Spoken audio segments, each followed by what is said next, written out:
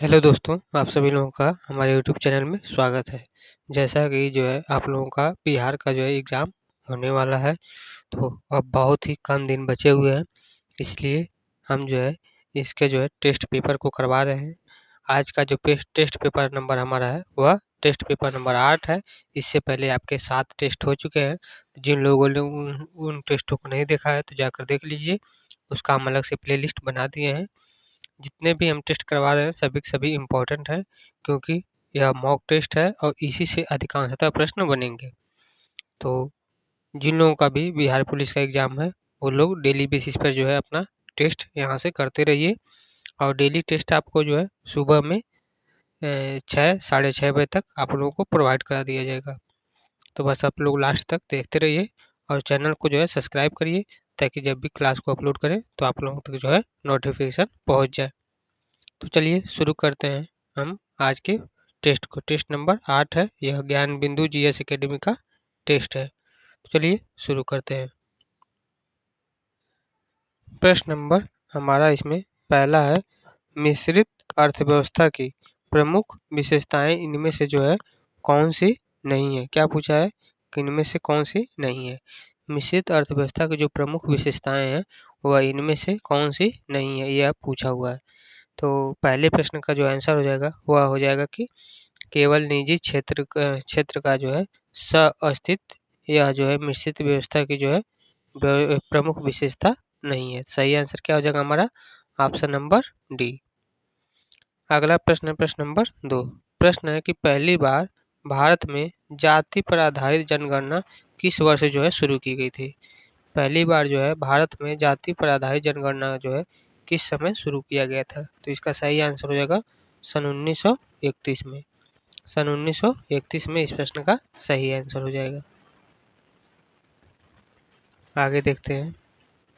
अगला प्रश्न आप लोगों का है प्रश्न नंबर 3। प्रश्न नंबर 3 है, भारत का स्वदेशी credit card network RuPay credit card की जो शुरुआत कब की गई।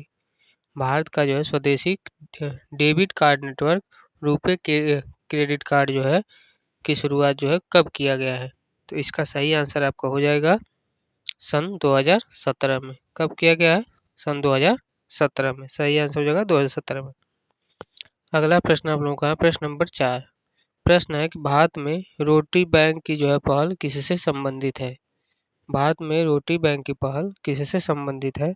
तो इस प्रश्न का सही आंसर हो जाएगा आपका भूख से निपटने के लिए। किससे संबंधित है, भूख से निपटने के लिए, यानी कि आपका ऑप्शन नंबर ए सही हो जाएगा। प्रश्न नंबर 5 है, विकासशील अर्थव्यवस्थाओं वाले देश निम्न में से कौन है।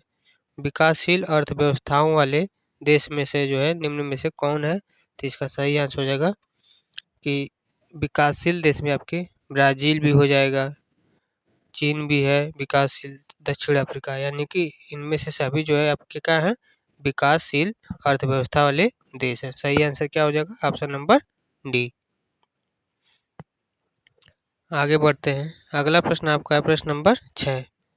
प्रश्न नंबर 6 आपका है, रैयतवाड़ी व्यवस्था का जन्मदाता किसे माना जाता है। रैयतवाड़ी व्यवस्था का जो है जन्मदाता किसे माना जाता है। तो इसका सही आंसर आपका हो जाएगा थॉमस मुनरो।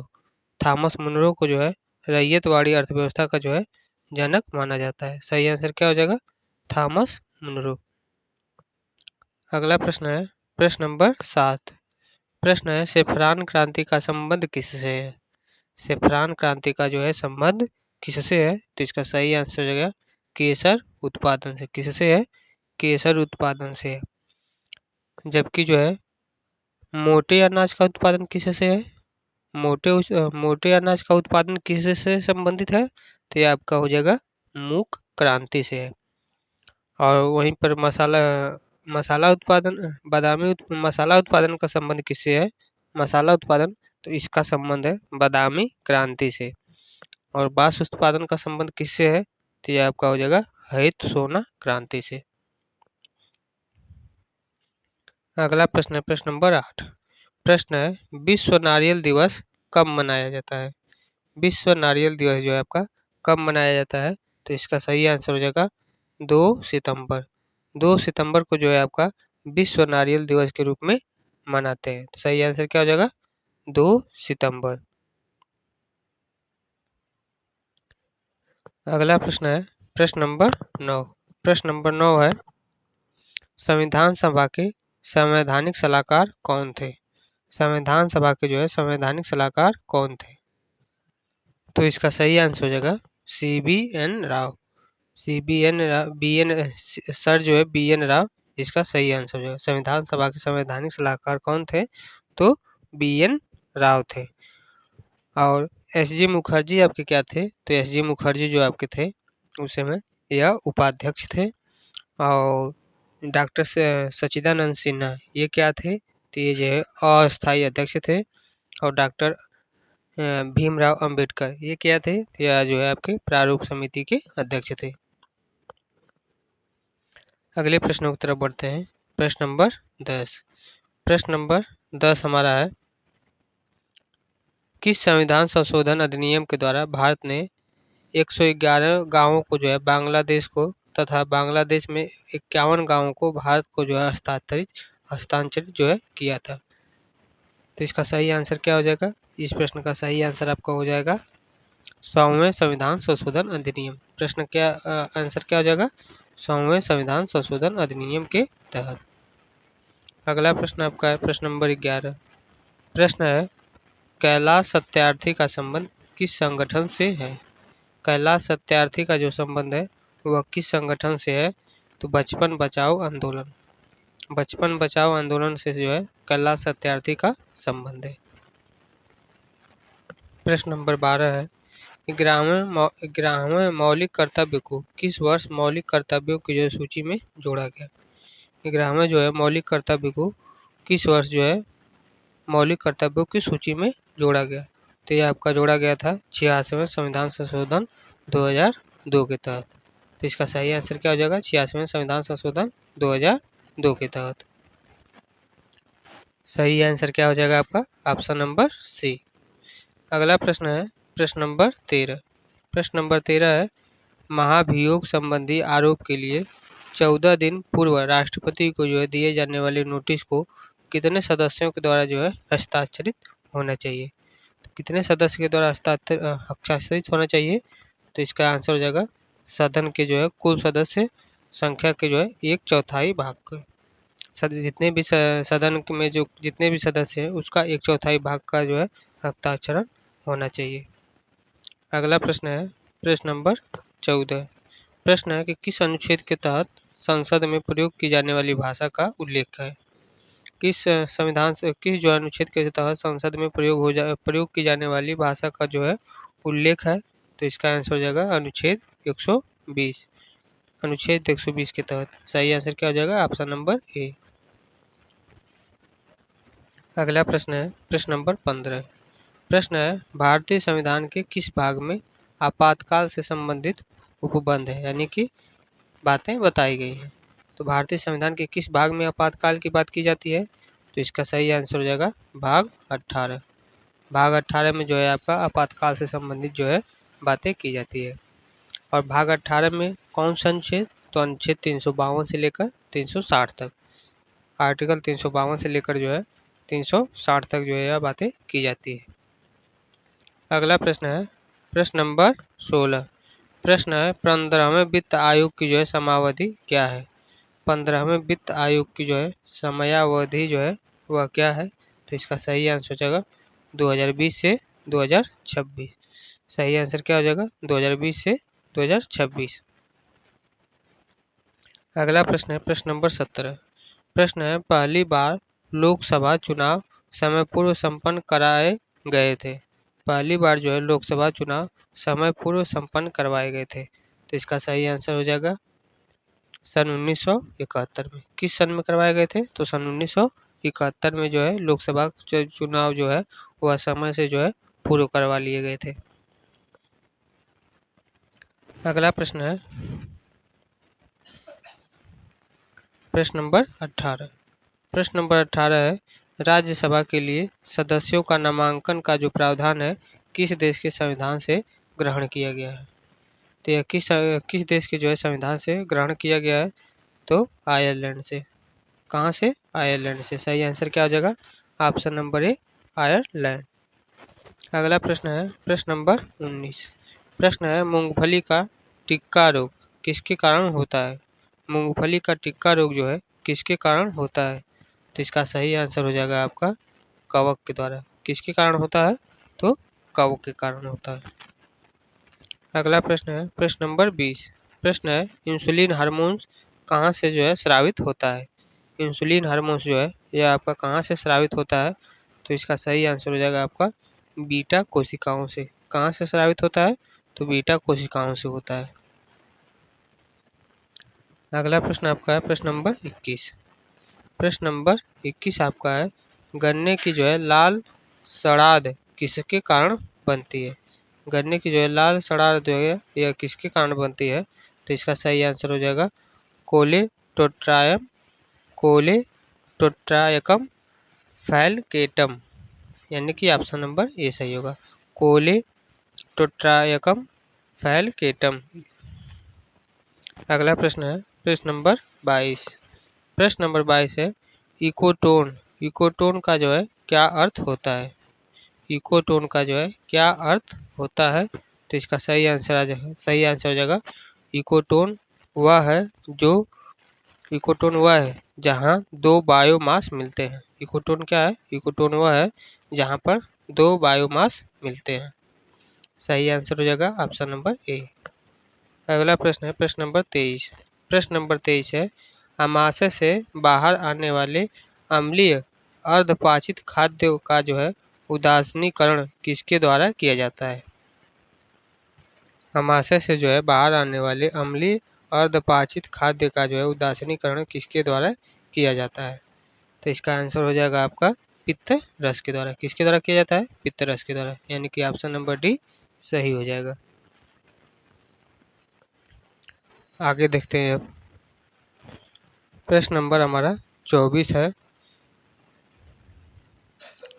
निम्नलिखित में से कौन सा विटामिन कैल्शियम के जो है अवशोषण में सहायक होता है? निम्नलिखित में से जो है आपका कौन सा विटामिन है जो कि कैल्शियम के जो है अवशोषण में सहायक होता है? तो इसका सही आंसर आपका हो जाएगा विटामिन सी। विटामिन सी जो है कैल्शियम के जो है अवशोषण में आपका सहायक होता है। सही आंसर हो जाएगा विटामिन सी, यानी कि ऑप्शन नंबर डी सही होगा। अगला प्रश्न है प्रश्न नंबर 25। प्रश्न है सालिक वेस्ट निम्नलिखित में से किस नाम से जाना जाता है? सालिक वेस्ट जो है निम्नलिखित में से जो है किस नाम से जाना जाता है? इसका सही आंसर हो जाएगा स्लज। किससे जाना जाता है? किस नाम से? तो स्लज से। सही आंसर क्या होगा? Option number C sludge. प्रश्न नंबर 26 है जीवन को बनाए रखने के लिए ऊर्जा चाहिए। निम्नलिखित में से किस एक प्रक्रम के द्वारा ऊर्जा प्राप्त होती है? किसके कारण जो है ऊर्जा प्राप्त होती है? तो इसका सही आंसर हो जाएगा उपापचय से। किसके कारण? उपापचय के कारण जो है प्राप्त होती है। सही आंसर हो जाएगा ऑप्शन नंबर ए उपापचय। अगला प्रश्न है प्रश्न नंबर 27। प्रश्न नंबर 27 है एचआईवी विषाणु किसी व्यक्ति की रोधक क्षमता किस प्रकार कमजोर करते हैं? एचआईवी विषाणु जो है किसी व्यक्ति की रोधक क्षमता किस प्रकार से जो है कमजोर करते हैं? तो इसका सही आंसर हो जाएगा आपका लसीकाओं को जो है नष्ट करने के लसिका अणुओं को जो है नष्ट करने के लिए एचआईवी विषाणु जो है किसी व्यक्ति को रोधक क्षमता की तरह कार्य करती है। तो सही आंसर क्या हो जाएगा? Option number D. अगला प्रश्न है प्रश्न नंबर 28। प्रश्न है शिक्षा में हेर फेर पाठ के लेखक कौन है? शिक्षा में जो है हेर फेर पाठ के लेखक कौन है? तो इसका आंसर हो जाएगा रविंद्रनाथ ठाकुर। रविंद्रनाथ ठाकुर जो है आपके शिक्षा में हेर फेर पाठ के लेखक हैं। सही आंसर हो जाएगा आपका option number C Rabindranath Thakur. अगला प्रश्न आपका है प्रश्न नंबर 29। प्रश्न नंबर 29 है आ रही रवि की जो है सवारी। आ रही रवि की सवारी कविता के कवि कौन है? आ रही रवि की सवारी कविता के जो है कवि कौन है? तो इसका आंसर हो जाएगा हरिवंश राय बच्चन। कौन है? तो हरिवंश राय बच्चन है। सही आंसर आपका हो जाएगा option number A Harivansh Rai Bachchan. अगला प्रश्न है प्रश्न नंबर 30। प्रश्न नंबर 30 है व्याकरण को अच्छी तरह जानने वाला वाक्यांश के लिए एक शब्द, यानी कि व्याकरण को अच्छी तरह से जानने वाले को क्या कहते हैं। तो इसका आंसर आपका हो जाएगा व्याकरण। व्याकरण उसको कहते हैं, यानी कि ऑप्शन नंबर 20 का सही हो जाएगा। अगला प्रश्न है प्रश्न नंबर 31। प्रश्न है स्वप्न का विलोम कौन है। स्वप्न का जो है विलोम कौन है, तो इसका आंसर आपका हो जाएगा जागरण। स्वप्न का विलोम कौन है, तो जागरण, यानी कि ऑप्शन नंबर बी सही हो जाएगा। अगला प्रश्न है प्रश्न नंबर 32। प्रश्न है निम्न में से कौन सा कर्ण का पर्यायवाची नहीं, यहाँ पर देखिए पूछा है कि नहीं है, तो निम्नलिखित में से जो है कौन सा जो है कर्ण का पर्यायवाची नहीं है, तो धनंजय। धनंजय इसका सही आंसर हो जाएगा। धनंजय जो है आपका यह क्या है, तो यह कर्ण का पर्यायवाची नहीं है। धनंजय किसका पर्यायवाची है, तो गुड़ाकेश का, बिरनाल, विष्णु, ये सब धनंजय के पर्यायवाची है। अगला प्रश्न है प्रश्न नंबर 33। प्रश्न है अभ्यागत शब्द कौन, अभ्यागत शब्द में जो है कौन आपका उपसर्ग क्या है। अभ्यागत शब्द में आपका क्या उपसर्ग है, तो इसका सही आंसर हो जाएगा अभी। अभ्यागत शब्द में क्या उपसर्ग है, तो अभी उपसर्ग है, यानी कि सही आंसर हो जाएगा ऑप्शन नंबर ए। अगला प्रश्न है प्रश्न नंबर 34। प्रश्न है कि निम्न में से इच्छावाचक वाक्य क्या है। निम्नलिखित में से जो है इच्छावाचक वाक्य क्या है, तो इसका आंसर हो जाएगा आपका तुम्हारा मंगल हो। यह क्या हो, इच्छावाचक वाक्य है, तो सही आंसर क्या हो जाएगा ऑप्शन नंबर बी। अगला प्रश्न है प्रश्न नंबर 35। प्रश्न है जिसकी विशेषता बताई जाती है उसको क्या कहते हैं। जिसकी जो है विशेषता बताई जाती है उसको क्या कहा जाता है, तो इसका आंसर हो जाएगा विशेष्य। क्या कहते हैं, विशेष्य कहते हैं, तो ऑप्शन नंबर बी सही होगा। अगला प्रश्न है प्रश्न नंबर 36। प्रश्न नंबर 36 है, यह जो है आपका रीजनिंग का सवाल है, इसको आप लोग सॉल्व करिए और कमेंट में बताइए इसका आंसर क्या होगा। अब आगे हम बढ़ते हैं अगले प्रश्न की तरफ। अगला प्रश्न है प्रश्न नंबर 37। ये भी रीजनिंग का सवाल है, इसमें बताना है कि कितने त्रिभुज हैं, इसको भी आप लोग सॉल्व करिए और कमेंट में जो है आंसर बताइए। प्रश्न नंबर 38, इसका भी बताइए।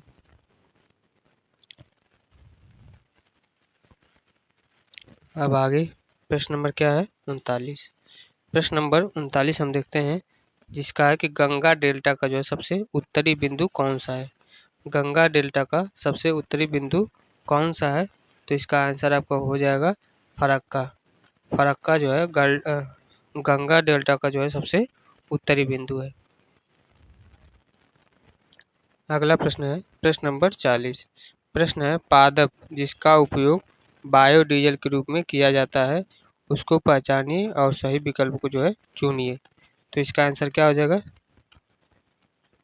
पादप डीजल जो है कौन कौन से हैं, तो इसमें बायोडीजल के रूप में कार्य करता है पादप है, तो इसमें से आपका करसंज, महुआ, जेट्रोफा, अरंडी, ये सभी के सभी हैं, तो इसका सही आंसर क्या हो जाएगा option number D, A B C D.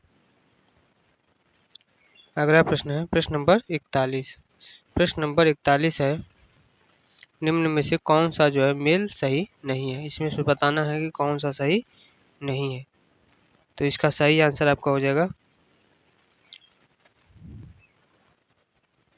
Selenium oxide. Selenium oxide का जो है संबंध गहरे नीले से संबंध नहीं है, तो यह वाला जो है आपका जो ऑप्शन है यह गलत हो जाएगा, मतलब ये जो बात है गलत हो जाएगी। तो चूंकि हमें पूछा है कौन सा नहीं है, तो आपका सही हो जाएगा ऑप्शन नंबर सी, क्योंकि जो है सिलेनियम ऑक्साइड को जो है कांच में मिलाने पर हमारा गहरा नीला रंग नहीं बल्कि क्या देता है, हमारा देता है नारंगी लाल, नारंगी लाल रंग देता है। चूंकि इसलिए ये वाली जो है बात है वह गलत होगी, और चूंकि हमें पूछा था कौन सा नहीं है, तो आपका सही हो जाएगा ऑप्शन नंबर सी। अगला प्रश्न है प्रश्न नंबर 42। प्रश्न है फ्रियान का रासायनिक सूत्र क्या होगा। तो फ्रियान का जो है आपका रासायनिक सूत्र क्या हो जाएगा, CF2Cl2। क्या हो जाएगा, CF2Cl2।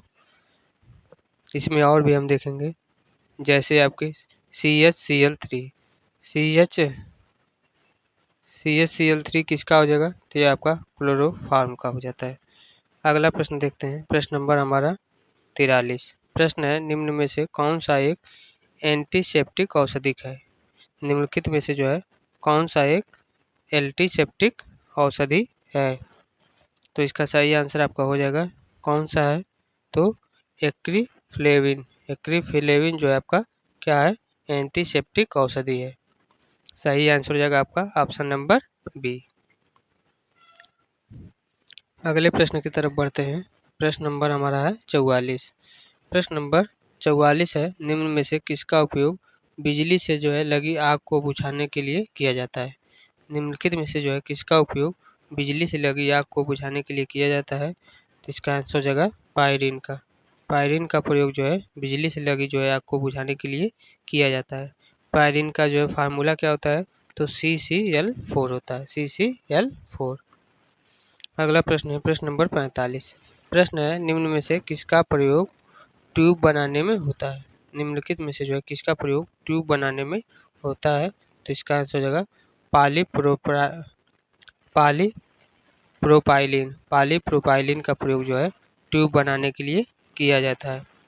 जबकि जो है आपका पॉलीथीन बनाने के लिए जो है थैली, पॉलीथीन का प्रयोग जो है थैली बनाने के लिए ये सब किया जाता है। अगला प्रश्न है प्रश्न नंबर 46। प्रश्न है, कांच को कठोर बनाने के लिए उसमें क्या मिलाया जाता है? कांच को जो है कठोर बनाने के लिए उसमें क्या मिलाया जाता है? तो इसका आंसर हो जाएगा पोटेशियम क्लोराइड। कांच को कठोर बनाने के लिए क्या मिलाया जाता है? तो पोटेशियम क्लोराइड मिलाया जाता है। सही आंसर हो जाएगा आपका ऑप्शन नंबर सी। अगले प्रश्न की तरफ बढ़ते हैं। प्रश्न नंबर हमारा 47। प्रश्न नंबर 47 है, निम्नलिखित में से कौन अल्फा परिवर्तन का उदाहरण है? निम्नलिखित में से कौन जो है अल्फा परिवर्तन का उदाहरण है? तो इसका आंसर हो जाएगा 88 रेडियन 226, 86 रेडियन 224। तो यानी कि ऑप्शन नंबर इस प्रश्न का सही आंसर क्या हो जाएगा? Option number A. अगला प्रश्न है प्रश्न नंबर 48। प्रश्न है, ग्राहम के जो है गैसीय विसरण नियम के अनुसार सत्य संबंध को प्रदर्शित करना है। यानी कि ग्राहम के नियम के अनुसार इसमें से जो है कौन सा फार्मूला आपका सही होगा? तो इसमें आपका फार्मूला सही हो जाएगा R1/R2 इक्वल टू √D2/D1। तो सही आंसर क्या हो जाएगा? Option number C. अगले प्रश्न की तरफ बढ़ते हैं। प्रश्न नंबर 49। प्रश्न नंबर 49 हमारा है, सोरेल सीमेंट निम्नलिखित में से किसे कहते हैं? सोरेल सीमेंट जो है किसको कहा जाता है? तो इसका आंसर हो जाएगा आपका MgCl2 into 5MgO into x time of H2O। इसी को जो है क्या कहते हैं? Sorrel cement. यानी कि आपका ऑप्शन नंबर ए सही हो जाएगा। अगला प्रश्न है प्रश्न नंबर 50। प्रश्न है, लिथियम बिहार के जो है किस जिले में पाई जाती है? लिथियम जो है आपका बिहार के किस जिले में पाया जाता है? तो ये आपका पाया जाता है गया में।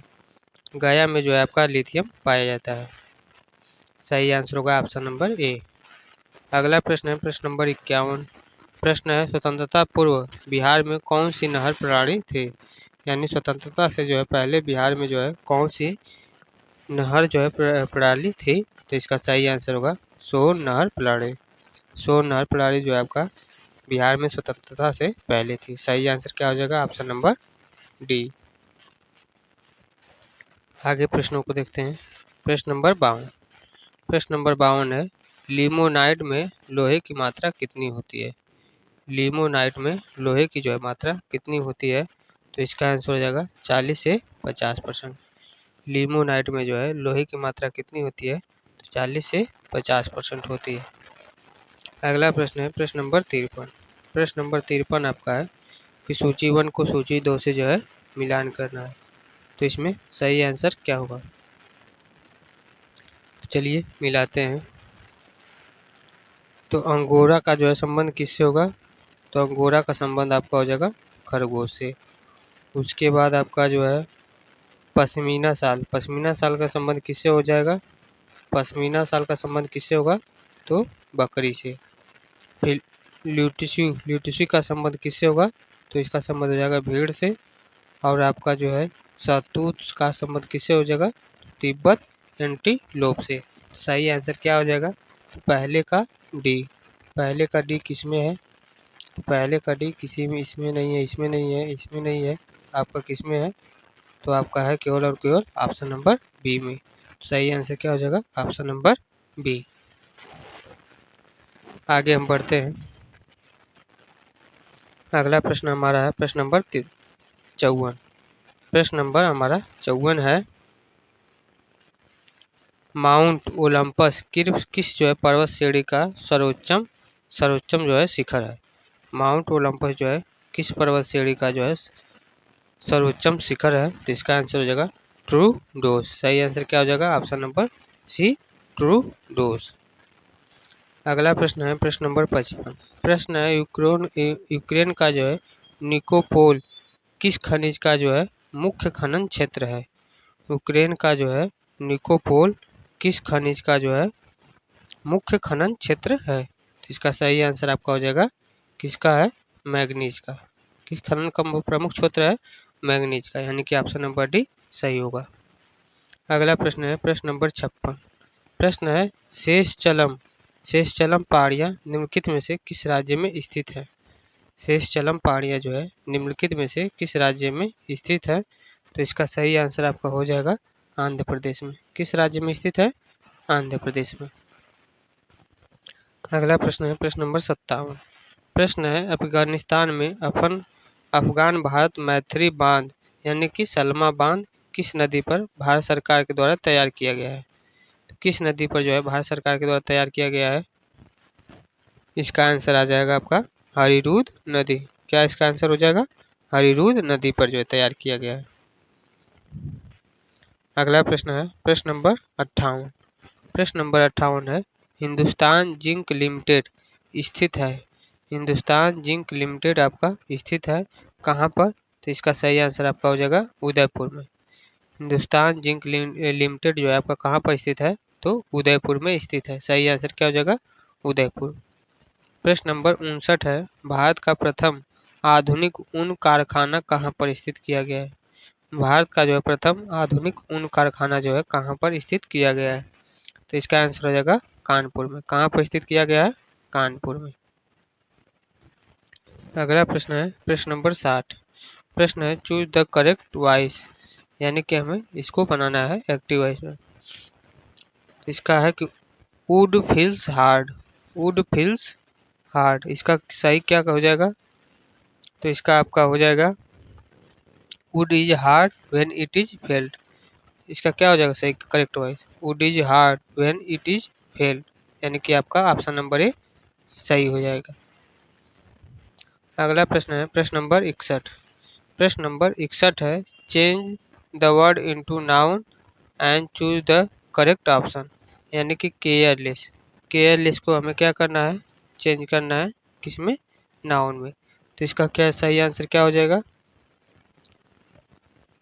केयरलेसनेस। सही आंसर क्या होगा? Option number D carelessness. अगला प्रश्न प्रश्न नंबर 62। प्रश्न है, choose the correct spelled word for the option given below.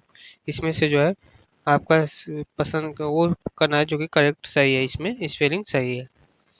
तो इसका हो जाएगा सही आंसर प्रीसीव। प्रीसीव का जो है सही स्पेलिंग क्या होगा? तो इसका सही हो जाएगा PERCEIVE।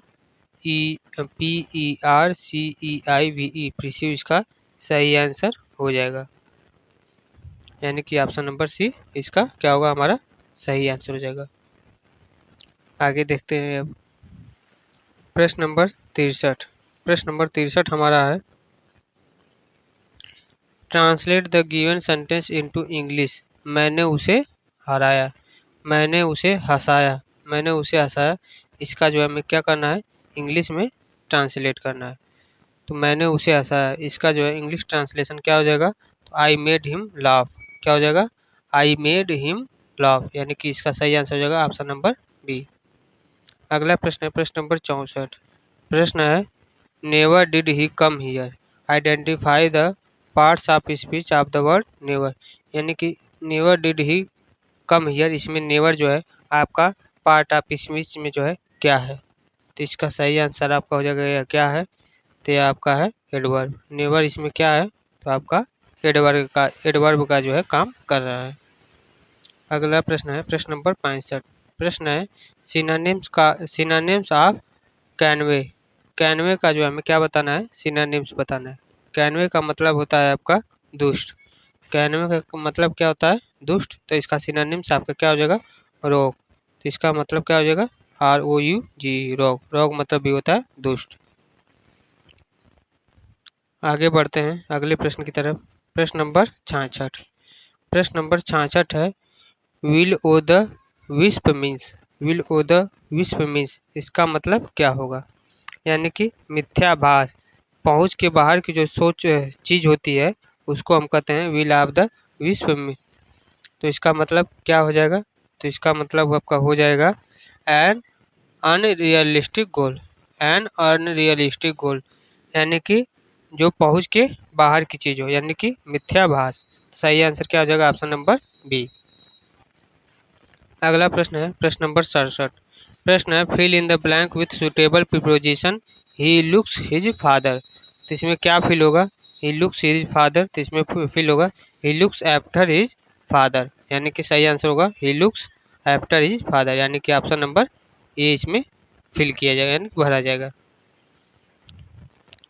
अब देखिए आगे के प्रश्न है प्रश्न नंबर 68। ये सभी मैथ के प्रश्न हैं। मैथ के प्रश्न कुछ प्रश्न जो है मैथ के हैं, जिसे जो है यहाँ पर सॉल्व करवाना हमारे पास सिस्टम नहीं होने की वजह से नहीं करा सकते। आप लोग इसको खुद सॉल्व करिए और मैथ के जो वो भी प्रश्न हैं उसको आप लोग कमेंट में करके बताइए कि आंसर क्या आया है। देखिए ये मैथ के सवाल हैं।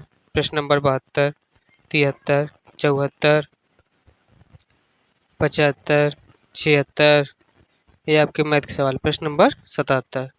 यहाँ तक प्रश्न नंबर 77 तक जो है आपके मैथ के सवाल थे, जिसको आप लोग सॉल्व करिए और कमेंट में करके बताइए क्या आंसर आया है। प्रश्न नंबर आपका 78 है कि किसी चालक के सिरों के बीच विभवांतर उसमें बहने वाली धारा के जो है समानुपाती होता है। यह जो है नियम किसका है? तो किसी चालक के सिरों के बीच बहने वाला जो विभवांतर है उसमें बहने वाली धारा के जो है समानुपाती होता है। तो यह किसका एग्जाम्पल है? तो यह आपका एग्जाम्पल है ओम के नियम का। सही आंसर क्या हो जाएगा? ऑप्शन नंबर डी, ओम का नियम। ओम का नियम में जो है आपका जो भी विभवांतर है वो उसमें बहने वाली धारा के जो है आपके समानुपाती होता है, यानी कि वी प्रोपोर्शनल टू आई, जहाँ से आपका आ जाता है वी बराबर आई आर। आर क्या होता है? तो आर आपका जो है उसमें रेजिस्टेंस होता है। अगला प्रश्न है प्रश्न नंबर 79। प्रश्न नंबर आपका 79 है कोबाल्ट 60 यानी कोबाल्ट 60 किन किरणों को जो है उत्सर्जित करता है? कोबाल्ट 60 जो है किन किरणों को उत्सर्जित करता है? तो इसका सही आंसर आपका हो जाएगा गामा किरणों को। किन किरणों को उत्सर्जित करता है? तो गामा किरणों को करता है। अगला प्रश्न है प्रश्न नंबर 80। प्रश्न है पसीना शरीर को जो है ठंडा कर देता है क्योंकि, मतलब क्या कारण है? पसीना जो है शरीर को ठंडा कर देता है, इसके पीछे क्या कारण है? तो इसका आंसर हो जाएगा वाष्पीकरण के लिए गुप्त ऊष्मा की आवश्यकता होती है, जिसके कारण जो है आपका पसीना जो है या शरीर को क्या कर देता है? ठंडा कर देता है। अगले प्रश्न की तरफ बढ़ेंगे। प्रश्न नंबर 81। प्रश्न नंबर 81 है यदि किसी निकाय को Q ऊष्मा दी जाए तो ऊष्मागतिकी के जो है प्रथम नियम के अनुसार क्या जो है सत्य होगा? यदि किसी निकाय को जो है Q ऊष्मा दी जाए तो ऊष्मागतिकी के जो है नियम के अनुसार कौन सा सत्य होगा? तो आपका सत्य हो जाएगा Q बराबर डेल्टा V प्लस ओमेगा। क्या हो जाएगा? Q बराबर डेल्टा V प्लस ओमेगा, यानी कि आपका ऑप्शन नंबर डी सही हो जाएगा। अगला प्रश्न आपका है प्रश्न नंबर 82।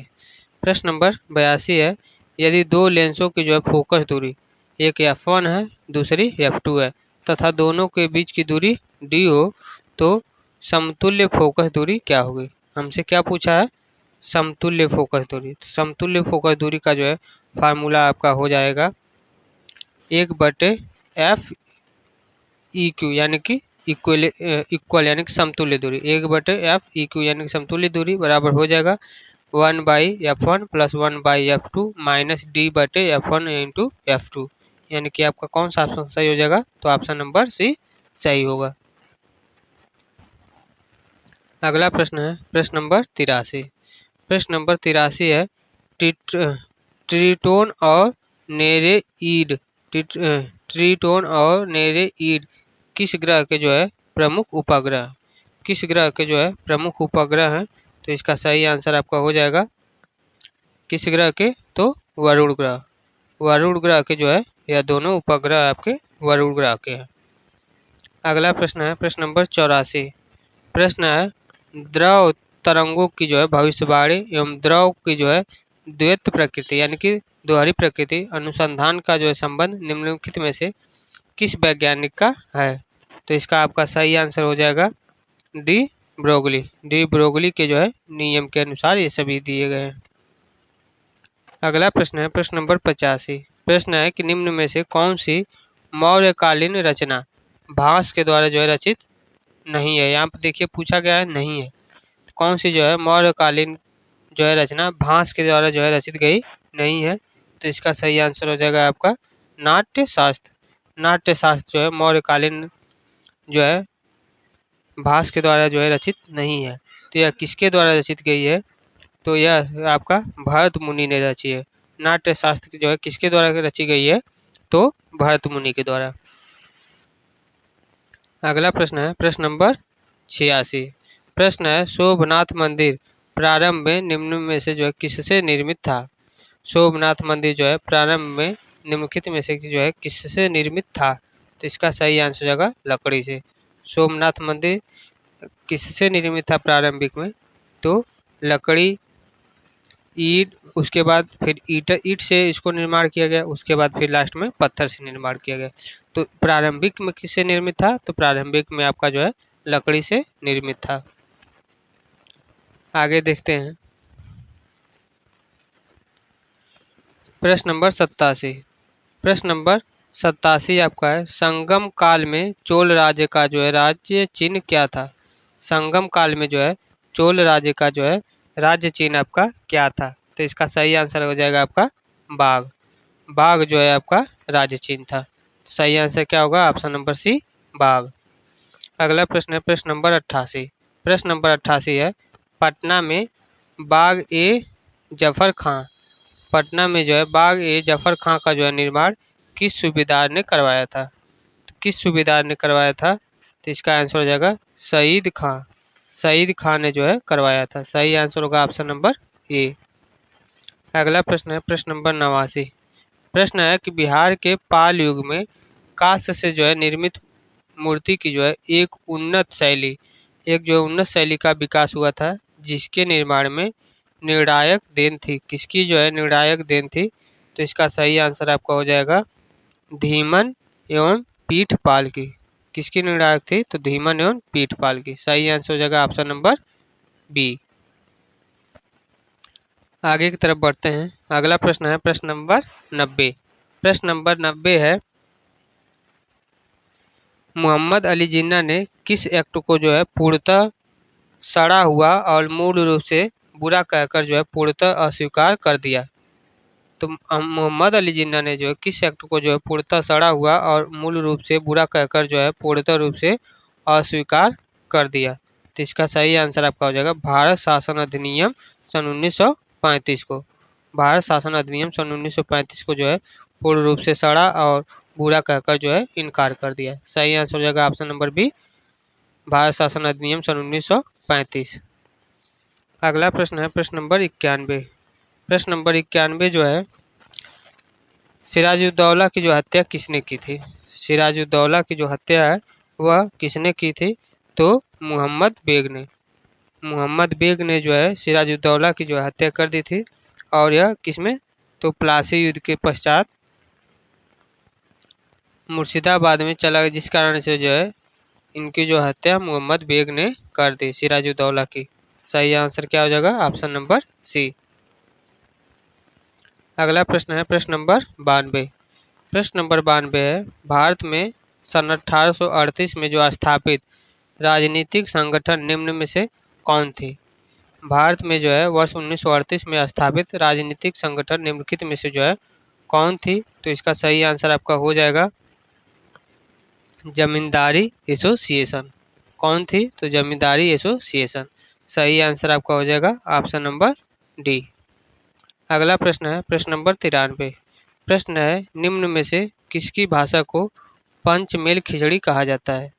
निम्नलिखित में से जो है किसकी भाषा को पंचमेल खिचड़ी कहा जाता है? तो इसका सही आंसर हो जाएगा कबीरदास। कबीरदास की जो है भाषा को पंचमेल खिचड़ी कहा जाता है। सही आंसर होगा ऑप्शन नंबर बी। अगला प्रश्न है प्रश्न नंबर 94। प्रश्न है कि किस वर्ष बगदाद के खलीफा ने इल्तुतमिश को विशिष्ट अधिकार पत्र के द्वारा इल्तुतमिश को सुल्तान ए आजम की जो है उपाधि प्रदान की? सुल्तान ए आजम की उपाधि किस वर्ष जो है प्रदान की? तो इसका आंसर हो जाएगा आपका सन 1229 में।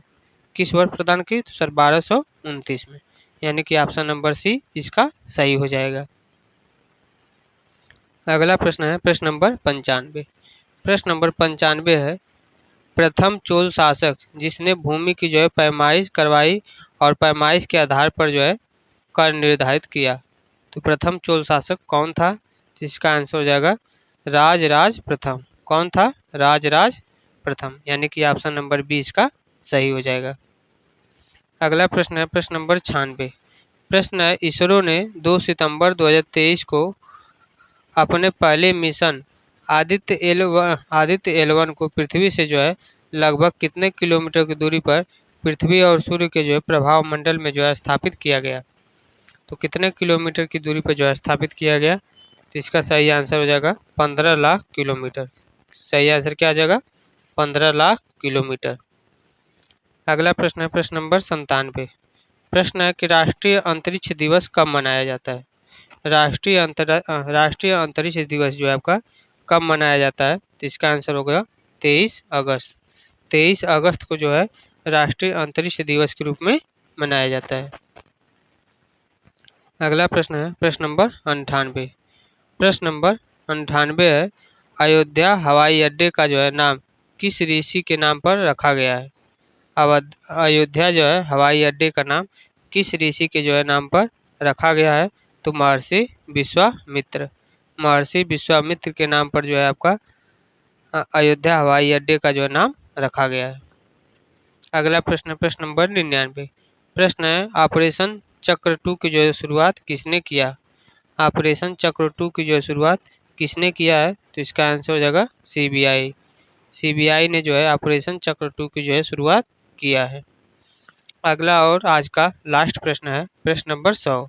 प्रश्न है कि हाल ही में वर्ष 2023 के लिए इंदिरा गांधी शांति पुरस्कार किसने जीता है? इंदिरा गांधी शांति पुरस्कार जो है 2023 का किसने जीता है? तो इसका सही आंसर आपका हो जाएगा पियानो वादक डेनियल बेरेल बोइक और शांति कार्यकर्ता अली अबू अबवाज। इन दोनों लोगों ने जो है 2023 का इंदिरा गांधी शांति पुरस्कार जीता है। सही आंसर क्या हो जाएगा? ए और बी दोनों। इसका प्रश्न का सही आंसर क्या हो जाएगा? ए और बी दोनों। तो आज का टेस्ट जो था इसमें जितने भी प्रश्न पूछे गए थे सभी को हमने करवा दिया है। तो आपका जो टेस्ट था टेस्ट नंबर 8 वह हो चुका है। टेस्ट नंबर 9 जो है आपका अगले दिन यानी कि कल करवाया जाएगा। तो अगर आप लोग यहाँ तक देख लिए हैं तो आप लोग जो है इस वीडियो को लाइक करिए और चैनल को ज़रूर से ज़रूर सब्सक्राइब करिए, क्योंकि इस पर जो है बिहार पुलिस से संबंधित आपको महत्वपूर्ण प्रश्नों के जो है टेस्ट करवाए जाएंगे। बस आप रेगुलर बेसिस पे देखिए और अपनी जो है तैयारी को करते रहिए। आप लोगों का जो है बिहार पुलिस में सिलेक्शन ज़रूर हो जाएगा। आज के लिए बस इतना ही। जय हिंद, जय भारत।